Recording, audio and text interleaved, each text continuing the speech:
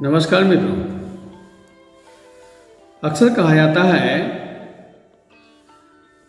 कि साम्यवाद के कब्र पे पूंजीवाद चरम सीमा पर है। मैं मनोज कुमार प्रॉटिस्ट आज इसी संदर्भ में अपना विचार आप लोगों के समक्ष प्रस्तुत करने जा रहा हूं। यदि मेरा वीडियो या मेरा विचार आप लोग को अच्छा लगे तो मेरा चैनल को सब्सक्राइब करेंगे, लाइक भी कर देंगे और अधिक से अधिक शेयर करेंगे। आजाद भारत में दो विचारधारा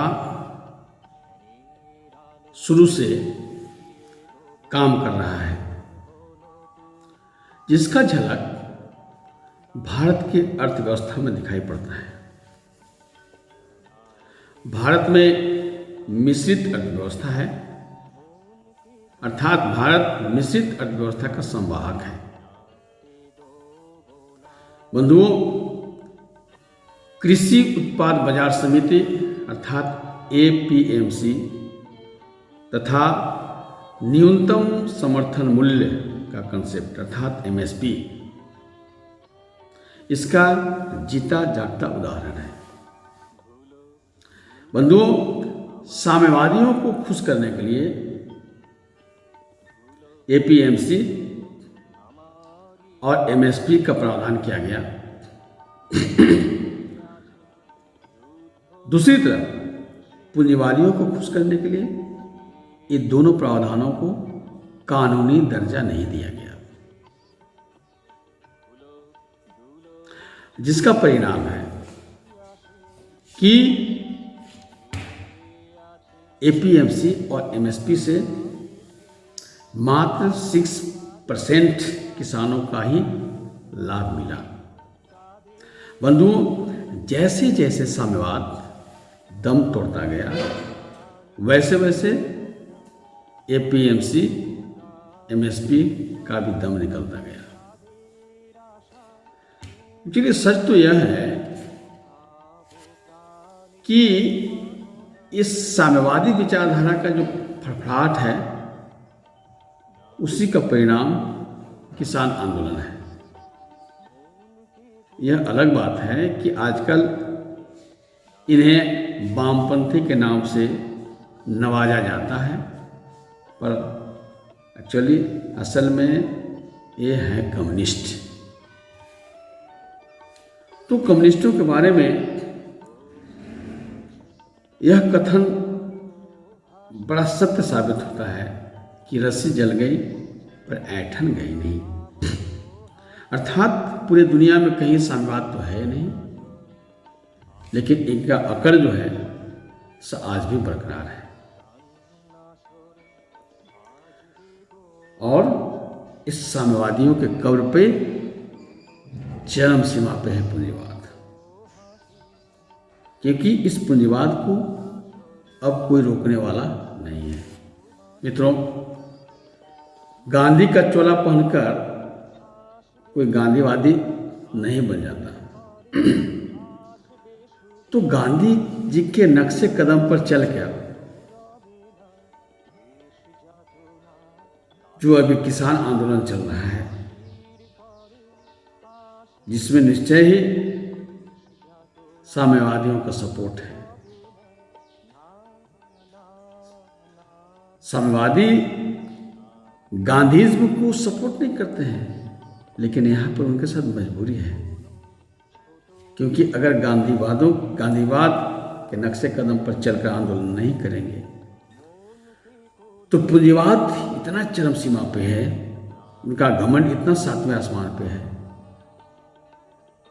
कि लाशों का ढेर बिछा सकते हैं। मित्रों, यह जो किसान आंदोलन है, इस आंदोलन के साथ एक कहावत जो बड़ा प्रचलित है, मेरे को लगता है वही साबित होने जा रहा है। वह क्या है कि किसानों के हाथ तीतर लगेंगे ना बटेर, लौट के आएंगे घर पे बुधू देर सवेर। यह जो कथन है, यह जो कहावत है, पूंजवादी जो सरकार है उसके मन में है कि ऐसा ही होगा, किसानों का हाथ कुछ लगने वाला नहीं है। तो बंधुओं, अगर वास्तव में किसान आंदोलन के जरिए कुछ प्राप्त करना चाहते हैं तो किसान को स्वयं आंदोलित होना चाहिए। किसान स्वयं संगठित होकर के अपनी मांग के साथ, अपनी विचारधारा के साथ जब आंदोलन करेंगे तो उसमें दम रहेगा, उसमें मोरल फोर्स रहेगा, उसमें आत्मशक्ति काम करेगी। रटे रटाए हुए बात करने से काम नहीं चलेगा। तो किसानों को आंदोलित होना चाहिए, जरूर होना चाहिए। अन्याय और शोषण के विरुद्ध में आंदोलन करना जन्मसिद्ध अधिकार है। उसके साथ साथ विकल्प भी प्रस्तुत करना चाहिए, सकारात्मक विकल्प। सरकार के बिल वापस करने पर अड़े हुए हैं कि सरकार अपना बिल वापस करे, एमएसपी को कानूनी दर्जा दे। भैया मांगने भी चले हो, इतना बड़ा आंदोलन कर रहे हो, रोड पर हो, ठंडे में ठिठुर रहे हो, तो एमएसपी मिनिमम क्यों मांग रहे हो? मैक्सिमम मांगो ना। दरअसल बात यह है कि मैंने पहले भी कहा कि यह जो किसानों का आंदोलन है, इनका अपना आंदोलन नहीं है। इसलिए एक किसान बंधु लोग अपनी बात नहीं कह रहे हैं, दूसरों की बात कर रहे हैं। एक प्रोटेस्ट सही विकल्प के साथ अपनी बात रखता है, कोई माने या ना माने, पर आज न कल मानना ही पड़ेगा। दूसरा कोई विकल्प है ही नहीं। अगर किसान अपने जीवन स्तर को सुदृढ़ करना चाहते हैं, अपने बच्चों को अच्छी शिक्षा देना चाहते हैं, अपना अच्छा जीवन जीना चाहते हैं, सम्मानजनक जीवन जीना चाहते हैं, तो जो विकल्प एक प्रोटेस्ट बता रहा है, उस विकल्प पर गौर करने की जरूरत है। किसान भाइयों, प्रोत कहता है कि सबसे पहले कृषि को उद्योग का दर्जा मिलना चाहिए, अर्थात उद्योगों को जो सुविधा मिलती है वह सुविधा कृषि को भी मिलना चाहिए, वह सुविधा कृषक को भी मिलना चाहिए। दूसरा, सहकारी कृषि को बढ़ावा देना चाहिए। सरकार अगर वास्तव में किसानों का अमन चैन चाहती, किसानों का भला चाहती है, सरकार चाहती है कि किसानों का जीवन स्तर अच्छा हो, तो सहकारी कृषि को बढ़ावा दो। सहकारी कृषि को जब बढ़ावा देंगे तो जो भी नाफा होगा, नुकसान या नुकसान होगा, नुकसान भी हो सकता है, वो सारे किसान लोग दुख दर्द आपस में मिल बैठ करके बांटेंगे। लाभ होगा तो भी, नुकसान होगा भी तो भी। तीसरा है, कृषि के उत्पादन से लेकर के वितरण तक किसान सहकारी संगठन के हाथ में होना चाहिए। किसान सहकारी संगठन के हाथ में उत्पादन से लेकर के वितरण तक होगा तो कृषि से जो मुनाफा होंगे वो किसानों के बीच में रहेगा। बिचौलिए, दलाल और पूंजीपति वर्ग जिसने कभी कृषि के लिए पसीना नहीं बहाया, उसके पास जो मुनाफा चला जाता है वो मालामाल होते हैं, और जो दिन रात मेहनत करने वाला, पसीना बहाने वाला किसान कंगाल के कंगाल ही रह जाता है। उसकी स्थिति सुधरेगी जब उत्पादन से लेकर वितरण तक किसानों का एकाधिकार रहे। और कृषि सहायक उद्योग तथा कृषि आधारित उद्योग, यह भी किसान सहकारी संगठन के पास ही होना चाहिए। कृषि में लगने वाले जितने भी संसाधन है उससे संबंधित जो उद्योग लगे वो किसान लोग लगावे, किसानों का उसमें शेयर रहे। एग्रीकल्चरल प्रोडक्शन का रिलेटेड जो इंडस्ट्री हो वो भी किसान के पास रहे, तब जाकर किसान को मैक्सिमम लाभ मिलेगा अपने कृषि क्षेत्र से, और उनका जो जीवन स्तर है वो अच्छा होगा, वो खुशहाल होंगे। अन्नदाता कहने से, अन्नदाता का सम्मानित करने से किसानों का जीवन स्तर सुधरने वाला नहीं है। किसान भाइयों, प्रौध एक बात और कहता है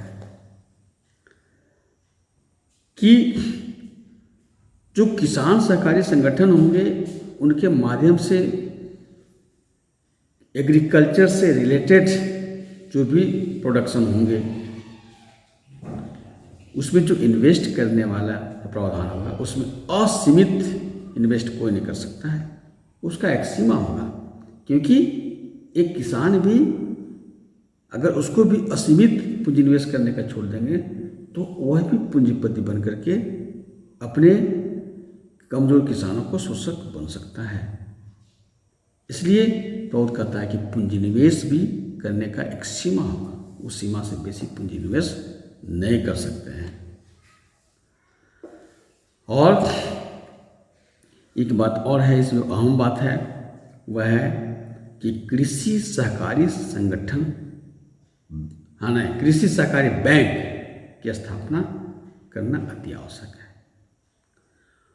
इस कृषि सहकारी बैंक जो होगा उसका भी शेयर होल्डर किसान ही होंगे, उसमें भी प्रतिबंध रहेगा, कोई भी व्यक्ति असीमित शेयर नहीं खरीद सकता है।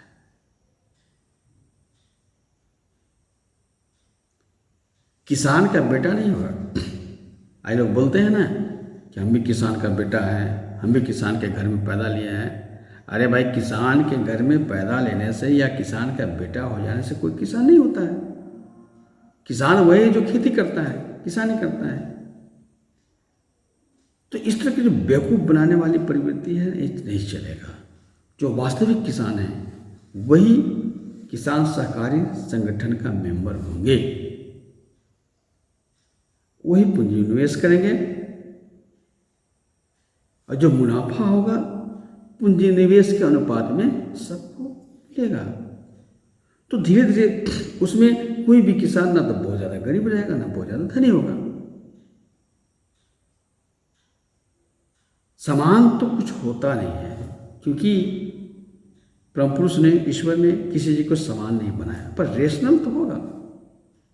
अभी उंगली में 5 उंगलियां हैं तो 5 उंगली समान नहीं है, पर बहुत ज़्यादा छोटे बड़े भी नहीं है, रेशनल है और सभी उंगलियों का महत्व है। उसी तरह से सभी किसानों का इम्पोर्टेंस है। अब 5 उंगली मिलकर के एक मजबूत मुट्ठी बनाते हैं, उसी तरह से सभी किसान मिल जाएं तो एक मजबूत संगठन बन जाएगा। और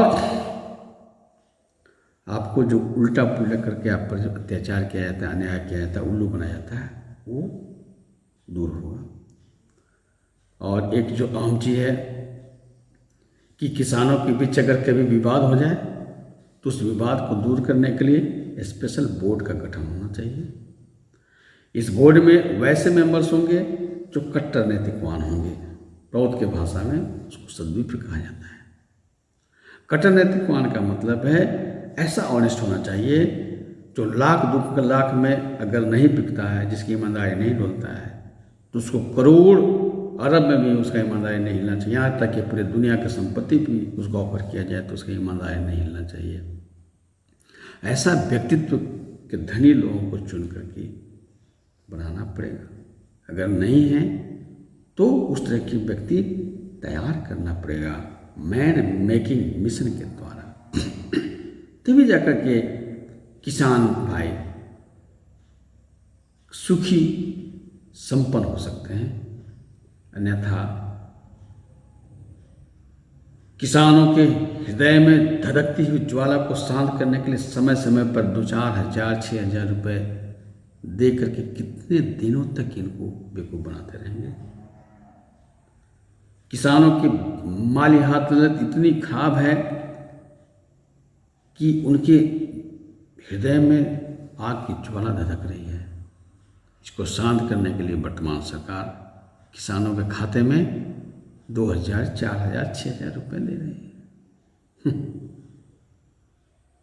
2 हज़ार 4 हज़ार 6 हज़ार रुपये में क्या हो जाएगा? तो ये सब किसानों को समझना पड़ेगा। किसान भाइयों,